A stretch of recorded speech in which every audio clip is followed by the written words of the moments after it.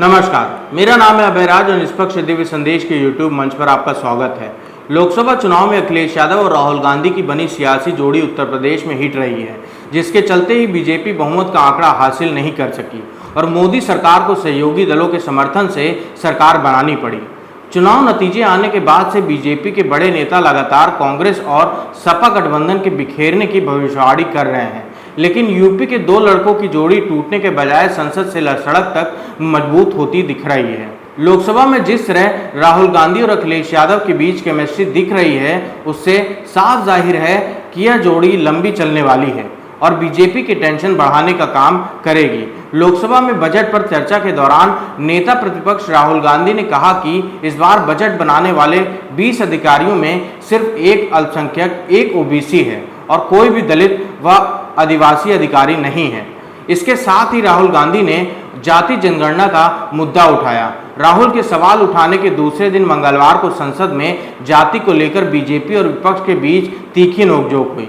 BJP सांसद अनुराग ठाकुर ने कहा कि जाति जनगणना की बात वे कह रहे हैं जिनकी खुद अपनी जाति का पता नहीं। अनुराग ठाकुर ने भले ही किसी का नाम नहीं लिया, लेकिन उनका इशारा राहुल गांधी की तरफ था। इसके चलते लोकसभा में जमकर हंगामा हुआ। इस बीच राहुल गांधी उठे और कहा कि जो भी इस देश में दलितों, आदिवासियों और पिछड़ों की बात उठाता है उसे गालियां खानी ही पड़ती हैं। जिस तरह महाभारत में अर्जुन को मछली की आंख दिख रही थी, वैसे ही मुझे मेरा लक्ष्य दिख रहा है। हम जातिगत जनगणना करके दिखाएंगे। आपको जितनी गाली देनी है आप दीजिए, मैं ये सब गालियां खुशी से खा लूंगा, लेकिन हम जातिगत जनगणना कराएंगे। बीजेपी सांसद अनुराग ठाकुर का जवाब राहुल गांधी बहुत ही सादगी के साथ ने दिया, लेकिन अखिलेश यादव ने जिस आक्रामक तरीके से दखल दिया उसकी काफी चर्चा हो रही है। अखिलेश यादव ने अनुराग ठाकुर पर बेहद गुस्से में चिल्लाते हुए कहा कि आप किसी की जाति कैसे पूछ सकते हो।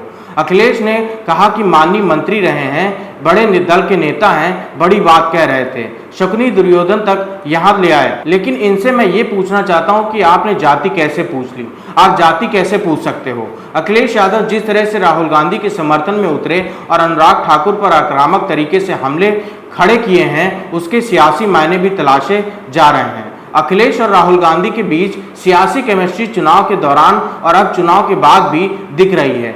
राहुल और अखिलेश लोकसभा सदन में एक साथ बैठते हैं और हर मुद्दे पर एक साथ सरकार के घेरते नजर आते हैं। यूपी के दो लड़कों की जोड़ी लोकसभा चुनाव के दौरान और अब उसके बाद से एक दूसरे के लिए सियासी ढाल बन रहे हैं। अखिलेश यादव ने 18वीं लोकसभा के सत्र के शुरू होने के पहले दिन अपने अयोध्या के सांसद अवधेश प्रसाद को अहमियत दी, तो विपक्ष के नेता राहुल गांधी ने भी अवधेश प्रसाद को पूरे सत्र के दौरान मान देकर अपने सियासी दोस्ती को आगे बढ़ाते नजर आए। इतना ही नहीं, राहुल गांधी के जन्मदिन पर अखिलेश यादव ने बधाई दी। इस पर राहुल ने उन्हें प्रतिक्रिया देते हुए कहा कि आपका शुभकामनाओं के लिए धन्यवाद अखिलेश जी। यूपी के दो लड़के हिंदुस्तान की राजनीति को मोहब्बत की दुकान बनाएंगे। 2024 के लोकसभा चुनाव में सपा और कांग्रेस के बीच सिर्फ गठबंधन नहीं हुआ था, बल्कि दोनों ही पार्टी के नेता और कार्यकर्ताओं के बीच एक बेहतर तालमेल दिखा था। अखिलेश यादव के समर्थन में राहुल गांधी ने कन्नौज में वोट मांगने उतरे, तो अखिलेश ने भी रायबरेली में राहुल के लिए जनसभा की।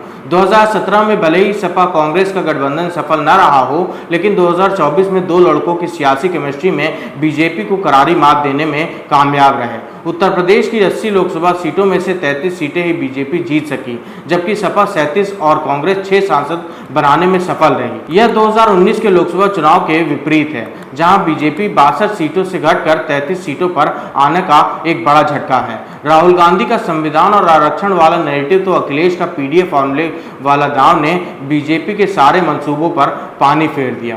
राहुल अखिलेश के बीच सियासी केमिस्ट्री सिर्फ चुनाव तक सीमित नहीं रही, बल्कि अब संसद में भी दिख रही है। वो एकजुट होकर मोदी सरकार को सिर्फ घेरते ही नहीं, बल्कि एक दूसरे के लिए सियासी ढाल भी बन रहे हैं। राहुल गांधी और अखिलेश के बीच में तालमेल को पीएम मोदी से लेकर बीजेपी के तमाम बड़े नेता महसूस कर रहे हैं। पीएम मोदी ने पिछले संसद सत्र के दौरान जिस तरह से कांग्रेस को ही निशाने पर रखा था, उससे ही कयास लगाए कि इंडिया गठबंधन के घटक दलों के बीच सियासी दरार डालने की रणनीति के तहत दांव चल रहे हैं। पीएम मोदी ने कहा था कि कांग्रेस भी जिस पार्टी के साथ गठबंधन करती है उसी के वोट खा जाती है। नरेंद्र मोदी ने राम गोपाल यादव से कहा था कि वह अपने भतीजे अखिलेश को समझाएं और याद दिलाएं कि राजनीति में कदम रखते ही भतीजे के पीछे सीबीआई का फंदा लगाने वाले कौन थे। ऐसी ही बातें बीजेपी बैठक के दौरान भूपेंद्र चौधरी ने भी कहा था कि सपा के वोट बैंक पर कांग्रेस की नजर है। राजनीतिक विश्लेषकों की माने तो इंडिया गठबंधन की एकजुटता को तोड़ने की रणनीति के तहत ही पीएम मोदी ने कहा कि कांग्रेस जिस के साथ रहती है उसी के कमजोर करती है। उत्तर प्रदेश में कांग्रेस के सियासी आधार पर ही सपा खड़ी है, वो भी कभी कांग्रेस का हुआ करता था। 90 के दशक के बाद कांग्रेस सियासी तौर पर कमजोर होने के चलते सपा मजबूत लोकसभा चुनाव में बीजेपी को सबसे बड़ा झटका यूपी में लगा है। उत्तर प्रदेश में कांग्रेस को सियासी संजीवनी मिली है तो सपा को ताकत। यूपी में बीजेपी से ज़्यादा सीटें सपा को मिली हैं। सपा और कांग्रेस की सियासी केमिस्ट्री आगे भी बनी रहेगी, जिसके संकेत अखिलेश यादव और राहुल गांधी दे रहे हैं, क्योंकि इसमें ही दोनों को अपना अपना फायदा दिख रहा है। उत्तर प्रदेश में अखिलेश यादव कई सियासी प्रयोग कर चुके हैं, लेकिन सियासी सफलता 2024 के चुनाव में कांग्रेस के साथ गठबंधन करने से मिला है। राहुल गांधी ने 2024 में जिस तरह से संविधान और आरक्षण बचाने वाले नैरेटिव को साथ साथ जातिगत जनगणना को मुद्दा बनाया है, उससे दलित, मुस्लिम और ओबीसी समाज के लोगों पर अपनी पकड़ मजबूत बनाई है। ऐसे में गठबंधन कर चुनाव लड़ने का फायदा सपा और कांग्रेस दोनों को ही मिला है। ऐसे में अखिलेश की स्ट्रैटेजी और कांग्रेस की मंशा अभी एक साथ चलने की है। कांग्रेस का दामन पकड़कर अखिलेश यादव 2027 में यूपी की सत्ता को अपने नाम करना चाहते हैं।